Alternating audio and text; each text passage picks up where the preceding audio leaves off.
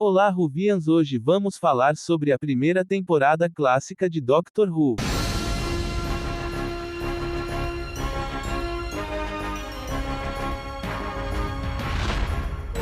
Bom, vamos falar sobre a primeira temporada da série Doctor Who clássica. A temporada apresenta William Hartnell como a primeira encarnação do Doutor, um alienígena que viaja através do tempo e do espaço em sua TARDIS, uma máquina do tempo cujo exterior se assemelha com uma caixa policial britânica. Carol Ford interpreta a neta do Doutor, Susan Forman, que atua como sua acompanhante ao lado de seus professores Ian Chesterton e Barbara Wright, interpretados por William Russell e Jacqueline Hill, respectivamente. Ao longo da temporada, o Doutor e seus companheiros viajam pela história e para o futuro. Episódios históricos foram destinados a educar os espectadores sobre eventos significativos, como a civilização azteca e a Revolução Francesa. Por sua vez, as tramas futuristas adotaram uma abordagem mais sutil, como o tema do pacifismo com os Daleks. Os 8 seriados da temporada foram escritos por 6 roteiristas: Wyatt Tucker, Anthony Coburn, Terry Nation, John Lucarotti, Peter R. Newman e Dennis Spooner. O show foi desenvolvido com 3 tipos específicos de histórias imaginadas: passado, tecnologia futura e presente alternativo. Coburn, Lucarotti e Spooner escreveram episódios históricos, Nation e Newman foram responsáveis pelos enredos futuristas e Wyatt Tucker escreveu um seriado, filler, ambientado inteiramente dentro da TARDIS. Os diretores dos episódios eram em grande maioria novatos, como Aris Hussein, John Gorrie, John Crockett, Henrique Harsky, Richard Martin, Christopher Berry e Frank Cox. A exceção foi o experiente Mervyn Pinfield, que dirigiu os 4 partes iniciais de The Sensorites. As filmagens começaram em setembro de 1963 e duraram aproximadamente 9 meses, com gravações semanais ocorrendo principalmente no Lime Grove Studios ou no BBC Television Center. O primeiro episódio da série, ofuscado pelo assassinato de John F. Kennedy no dia anterior, foi assistido por 4,4 milhões de telespectadores. Ele foi repetido na semana seguinte e o programa ganhou popularidade com o público, particularmente com a introdução dos Daleks no segundo seriado, que foi assistido por 10,4 milhões de pessoas. A temporada recebeu críticas geralmente positivas, com elogios particularmente direcionados aos roteiros e atuações. No entanto, muitos revisores em análises retroativas notaram que Susan não tinha desenvolvimento de personagem e era geralmente retratada como uma donzela em perigo, uma crítica frequentemente repetida por Ford. Vários episódios foram apagados pela BBC entre 1967 e 1972, e apenas 33 de um total de 42 sobreviveram. Todas as 7 partes de Marco Polo e 2 de The Reign of Terror continuam perdidas dos arquivos da emissora. Os seriados existentes receberam vários lançamentos em VHS e DVD, bem como romances vinculados. Verity Lambert foi produtor, David Whittaker foi editor de histórias e Mervyn Pinfield como produtor associado. Um ano inteiro de produção foi gravado, mas foi decidido manter as 2 últimas histórias para transmissão como o início da segunda temporada. A primeira temporada é uma das temporadas mais completas de Doctor Who dos anos 60, já que todos, exceto 2 dos Arus, estão completos no arquivo da BBC. Os únicos seriados que têm episódios perdidos são Marco Polo, todos os 7 episódios, e The Reign of Terror, 2 episódios. Marco Polo é um dos 3 arcos que não tem filmagens sobreviventes de nenhuma fonte. Os outros são Mission to the Unknown e The Massacre of St. Bartholomew Zev, ambos da terceira temporada. The Reign of Terror teve seus 2 episódios perdidos reconstruídos usando animação para seu lançamento em DVD. Agora vamos falar a personalidade do primeiro Doutor. Desde o início, o primeiro Doutor foi uma figura misteriosa. Ele apareceu como um velho frágil, apesar da revelação posterior de que ele era o mais jovem das encarnações do Doutor, e ainda assim possuía reservas inesperadas de força e vontade. Em um dos primeiros escritos para o Writer's Guide de David Whittaker, ele descreve Doctor Who como, de aparência frágil, rijo e duro como um peru velho, Ele obviamente tinha um tremendo conhecimento de assuntos científicos, pilotar corretamente a TARDIS, sua neta explicou isso dizendo que seu avô era, um pouco esquecido. Mas a TARDIS exigia uma pilotagem especializada e a orientação do doutor. Seus sistemas costumavam quebrar, especialmente os de navegação. Isso, juntamente com o fato de que a TARDIS foi projetada para 6 pilotos, pode explicar a dificuldade do doutor em pilotá-la corretamente. O doutor era abrasivo, paternalista e grosseiro com seus semelhantes, embora compartilhasse um profundo vínculo emocional com sua neta Susan. Ele também era um tanto implacável, disposto a mentir, e em um caso matar, para atingir seus objetivos. Inicialmente, ele estava desconfiado de seus 2 companheiros humanos, Ian e Bárbara, que vieram com ele contra sua vontade. Com o tempo, no entanto, conforme eles compartilhavam aventuras juntos, ele se aproximou deles, e a tripulação da TARDIS desenvolveu um vínculo quase familiar. Eventualmente, o doutor começou a gostar de viajar no espaço e no tempo, levando as pessoas pelo caminho, e sempre se sentia triste ao vê-las partir, mesmo quando sabia que era para o bem delas. A personalidade do doutor se suavizou mais ou menos depois da série de Marco Polo, e evoluiu para a figura mais familiar do avô adorado pelas crianças. Foi também nessa época que o doutor conheceu aqueles que seriam seus adversários mais persistentes, os Daleks e os Cybermen. O encontro com estes seria o que causaria sua primeira regeneração. Depois de dizer, este meu velho corpo ficou um pouco frágil, ele desmaiou no final da série, regenerando-se dentro da TARDIS como o segundo doutor. William Hartnell descreveu o doutor como um mago e um cruzamento entre o mágico de Oz e o Papai Noel. Um tique do primeiro doutor era sua tendência de pronunciar as palavras com dificuldade. Às vezes era um dispositivo de desempenho deliberado. William Russo disse que foi ideia de Hartnell que o doutor distorcesse o sobrenome de Ian Chesterton, às vezes chamando-o de Chesterman ou Chatterton. Os produtores mantiveram as tomadas em que Hartnell ficou preso em suas falas. Devido ao cronograma de trabalho apertado da série, raramente era possível refazer as cenas, e o diálogo de dublagem geralmente não era uma opção. Hartnell sofria de arteriosclerose não diagnosticada que afetou sua capacidade de memorizar suas falas, que piorou conforme a série.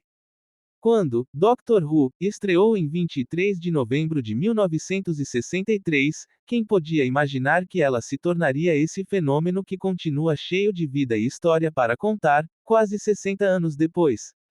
Quer dizer, assistir ao primeiro episódio de An Unearthly Child é um prazer imenso, e reconhecemos ali um primor da ficção científica dos anos 1960, mas, para continuar existindo por tanto tempo, Doctor Who precisou dedicar-se à árdua tarefa de equilibrar o que fora previamente estabelecido com a capacidade de se reinventar, e, assim, tornou-se uma série grandiosa.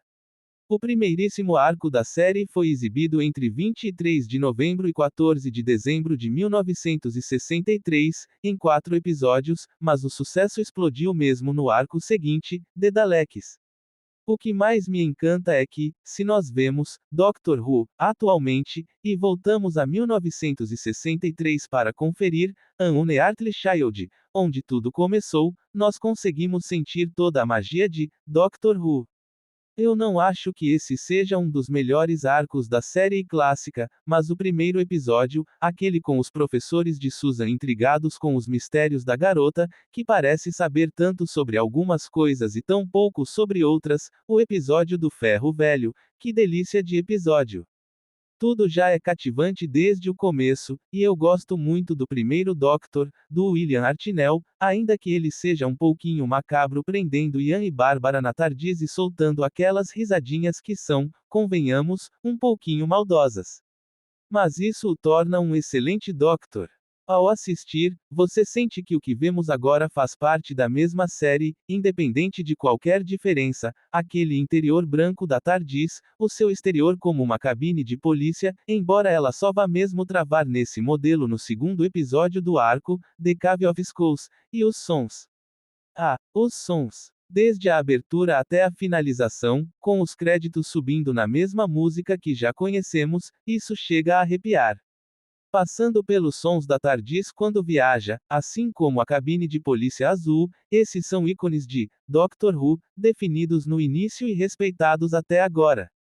E facilitam o reconhecimento, a identidade da série, isso é um amor tremendo por Doctor Who, que passa a audiência tão bem.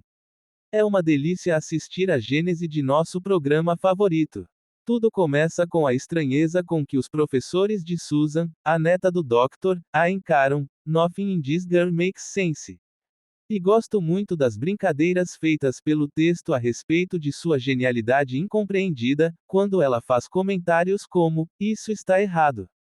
Ao ler o que os livros didáticos falam da Revolução Francesa, por exemplo, é uma boa introdução ao universo que Doctor Who está prestes a nos apresentar, quando Bárbara e Ian vão atrás de Susan em um ferro velho onde, supostamente, ela mora com seu avô, um doutor. E a verdade é que Susan sofre em uma escola normal. A meia parte do professor passando um problema em que A, B e C eram as 3 dimensões, e ela dizendo que isso era impossível, que não tinha como resolver sem D e E. Quarta dimensão sendo o tempo. Quinta dimensão sendo o espaço.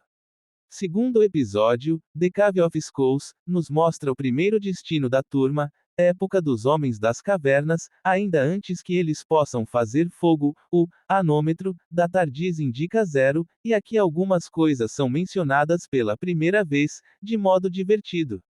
Temos Ian chamando o Doctor de Dr. Forman, por causa do sobrenome de Susan, e ele, todo confuso, se perguntando: Doctor Who? What are you talking about? É a primeira vez que ouvimos as palavras juntas, Doctor Who. Também temos um prelúdio ao discurso de Time e meio Ibli-Wobbly do 10º Doctor, quando o primeiro explica: Time doesn't go round and round in circles. You can't get on end of whenever you like in the past or the future. Ian, no entanto, acha isso tudo bastante difícil de se acreditar. Até que ele saia da TARDIS e veja que não está mais no ferro velho. Nem em 1963, tampouco. O Doctor, um velhinho atrevido e reservado, que adora provar que está certo, eu gosto do seu jeito meio ranzinza, faz Ian falar que se pudesse ver e tocar, acreditaria nisso tudo, então ali está. Ali, também, a TARDIS se fixa no modo de cabine telefônica azul da polícia, quando o Doctor e Susan se perguntam: It's still a police box. Why hasn't it changed? Dear, how very disturbing. Acontece que, em termos de bastidores, sabemos que o circuito camaleão da TARDIS quebrou, porque eles não tinham orçamento para ficar fantasiando a TARDIS de diferentes formas a cada episódio, mas isso é genial e nos deu o maior símbolo da série até hoje. Passada essa parte introdutória, estamos na ação do episódio, quando o Doctor é capturado e Susan começa a gritar loucamente. E, assim, você precisa se acostumar aos gritos de Susan se quiser ver os arcos com ela. Ali, começamos a história do fogo. A tribo ainda não descobriu como fazê-lo, e pegaram o Doctor como prisioneiro justamente por causa de seu cachimbo, dizendo coisas hilárias sobre como ele pode fazer fogo com os dedos, e que seu interior é todo feito de fogo. Mas o problema é grande, porque aquilo tudo vira uma eterna disputa, e Cal, brought him here. The creature is mine. E o Doctor, sem novos fósforos, não pode fazer fogo. Ameaçadores, os Homens das Cavernas prendem os 4 viajantes do tempo na Caverna das Caveiras, onde eles passam grande parte do próximo episódio, The Forest of Fear. É aqui que temos uma célebre frase do Doctor: Fear makes companions of us all, frase que é dita novamente por Clara Oswald em Listen, episódio de 2014. Detalhe que Clara diz isso ao Doctor ainda criança. Supostamente, então, o primeiro Doctor dizendo isso, em 1963, era lembrando da Clara. Mas enfim, o terceiro episódio do arco é um episódio de fuga, e um bom episódio que consegue fazer com que os prisioneiros escapem da caverna e se aventurem pela floresta, onde conhecemos um Doctor mais cansado, mais velho, e ainda não estávamos nem perto de conhecer, ou inventar, o conceito de regeneração. A cena da floresta é boa, com Bárbara temendo que eles nunca mais possam voltar para casa, e Ian a abraçando. As tensões são mais evidentes aqui, tudo ainda era muito hostil, cru, de certa forma. Mas também com mensagens interessantes. Quando Za, um homem das cavernas, é machucado, Ian o ajuda, enquanto o Doctor mantém-se distante, sem envolvimento, não concordando com nada daquilo, enquanto, na caverna, Cal assume a liderança. É todo um intricado jogo de poder. Bom, eu gostaria de falar mais sobre o primeiro doutor, isso fica para outro vídeo, eu peço que se inscrevam se curtam esse vídeo e os outros vídeos que eu falo sobre Doctor Who, muito obrigado, até mais.